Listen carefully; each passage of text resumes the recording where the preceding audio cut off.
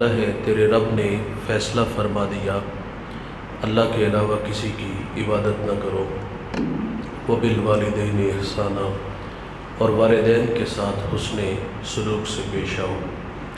اپنی عبادت کے ماں بعد ہم سے اس بات کا تقاضا کیا کہ تم والدین کے ساتھ حسن سلوک سے پیش آؤ۔ آواز کم رکھیے گا۔ نبی رحمت صلی اللہ علیہ وسلم فرماتے ہیں، اللہ کی رضا والدین کی رضا میں ہے، اور اللہ کی ناراضگی والدین کی ناراضگی میں ہے۔ جس نے ماں باپ کو راضی رکھا اس نے اللہ کو راضی کیا، اور جس نے ماں باپ کو ناراض کیا اس نے اللہ کو ناراض کیا۔ نشان لگائیے گا دوست اس بیٹے پہ جو فرما بردار ہے، اور اس بیٹے پہ بھی نشان لگانا آپ کبھی بھی نہ بھولیے گا جو نافرمان ہے۔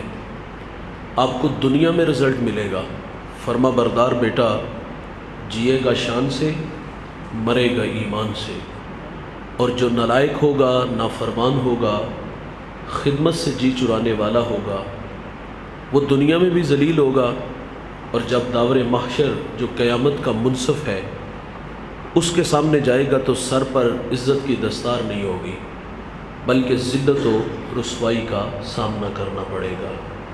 میرے بھائی سیدھی سی بات ہے، اگر عزت سے جینا ہے تو ان بوڑھوں کی عزت کرو، اور اگر یہ ہم سے روٹھ کے چلے گئے تو عرش کا رحمان ہمیں کبھی بھی معاف نہیں کرے گا۔ آج سے تقریباً 1.5 اشرہ پہلے کی کہانی ہے۔ میں ایک سفر میں تھا تو مجھے سرے راہ ایک بوڑھا ملا۔ خدا جھوٹ نہ بلائے تو اس بوڑھے کی عمر 80 برس تھی، دودھ کی طرح سفید داڑھی اور سر پہ کپڑوں کی گٹھری، ہاتھ میں عصا، چل چلاتی کڑکتی دھوپ۔ اس بوڑھے کا سارا بدن پسینے سے شرابور تھا۔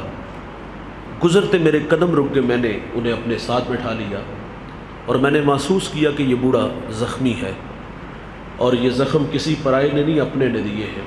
میری باتیں الجھی تھیں۔ میں نے ان سے گزارش کی کہ بابا جی کہاں کے ارادے ہیں؟ انہوں نے مجھے منزل سے آگاہ کیا۔ میں نے کہا قریبی تو لاری اڈا تھا، آپ گاڑی میں بیٹھ جاتے۔ ان کی آواز تھوڑی سی کمزور ہو گئی۔ مجھے کہتے میرے پاس کرایہ نہیں ہے۔ میں نے کہا بیٹے کو ساتھ لے لیتے۔ جب میں نے بیٹے کا کہا تو بوڑھے کا لہجہ ٹوٹ گیا، چھم چھم آنکھیں برسنے لگیں، ہونٹ کپ کپانے لگے۔ مجھے رو کے کہتے مولوی صاحب آج بیٹے نے گھر سے نکال دیا ہے۔ او بھائی، والد کو نہیں رب کی رحمتوں کو نکال دیا۔ یہ ناراض گئے تو عرش کا رحمان ہم سے ناراض ہو جائے گا، اور اگر یہ راضی ہے تو سونا رب راضی ہے۔ آپ نے ایک بار نہیں 1000 بار علماء سے یہ واقعہ سن رکھا ہے۔ موسیٰ علیہ السلام ایک دن اللہ سے عرض کرتے ہیں کہ یا اللہ جنت میں میرا ہمسایہ کون ہوگا؟ تو فرمایا فلاں کسائی۔ آپ اس کا عمل ڈھونڈنے کے لیے اس کی دکان پہ آئے، اور اپنے بارے میں خبر نہیں دی کہ میں اللہ کا نبی موسیٰ علیہ السلام ہوں۔ اس کے مہمان بن کے اس کے گھر تک آئے۔ اچھا جب یہ گھر داخل ہوئے تو ایسا نہیں ہوا کہ وہ نظریں چرا کے پیچھے حجرے میں چلا گیا ہو۔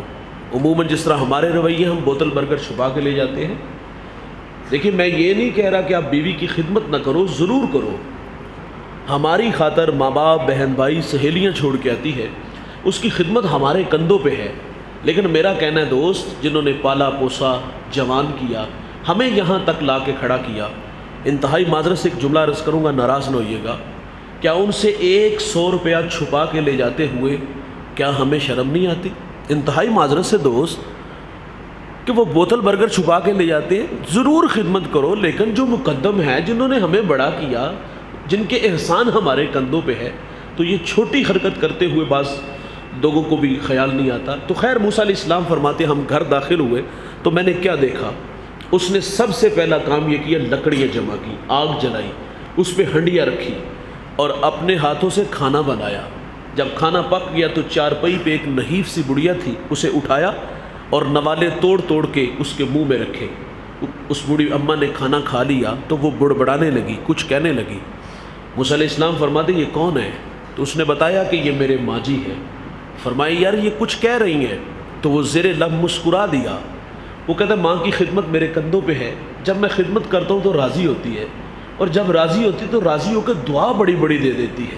سیدھی سادی ماں ہے تو دعائیں بڑی بڑی دیتی ہے. کہا کہتی کیا ہے؟ تو وہ کہتا ماں کہتی کہ اللہ جنت میں تمہیں موسیٰ علیہ السلام کا پڑوس عطا فرمائے. تعجب سے کہتا ہے بھائی آپ ہی بتاؤ نا کہاں اللہ کے نبی موسیٰ علیہ السلام اور کہاں میں؟ طبیعتوں میں نشہ پیدا ہو جائے گا یہ جملہ سن کے. موسیٰ علیہ السلام فرماتے میں تیرے سامنے کھڑا ہوں, میں تیرے سامنے کھڑا ہوں. اور بھائی خدمت نبی سے ملا دیتی ہے. یہ راضی ہیں تو اللہ راضی ہے, اور اگر یہ ناراض ہیں تو عرش کا رحمان ہم سے ناراض ہے. ان کی خدمت زندگی میں کرو بھائی. ہم تو لکیر پیٹنے والے لوگ ہیں. مرنے کے بعد انتہائی معذرت سے ایک رویہ سامنے رکھوں گا. ختم والے دن ہم دیکھتے ہیں کہ آدھی مسجد ہم پھلوں سے بھر دیتے ہیں اور باقاعدہ تاکید کرتے ہیں کہ مہنگے سے مہنگا پھل میری ماں کے میرے والد کی ختم میں آئے. ہم دماغ پہ زور دے تو 2 ماہ پہلے ہمیں ڈاکٹر نے بھی تاکید کی تھی انہیں اچھی غذا کی ضرورت ہے, ان کی نکاحت زیادہ ہو گئی ہے. تو وہاں ہم شاپر چھپا کے لے جاتے تھے. آج آدھی مسجد بھر دی. ہم کہتے ہیں زندگی میں کھلانے کا مزاج رکھو نا. اور ہم جب دنیا سے چلے جاتے قبرستان جاتے جوتے اتار کے جاتے ہیں, الٹے قدم آتے ہیں. کیا یہ ادب ہم نے, تھوڑی سی آواز کم رکھ, کیا یہ ادب ہم نے زندگی میں کیا؟ معذرت سے گالیاں دیتے رہے, برادری میں پرے پنچایت میں ذلیل کرتے رہے, اور آج مرنے کے بعد الٹے قدم اور مسجد پھلوں سے بھر دی. ہمارا کہنا ہے بھائی ان کی خدمت, ان کی عزت, ان کی تکریم ان کی زندگی میں کرو. یہ بہت بڑی دولت ہے دوست.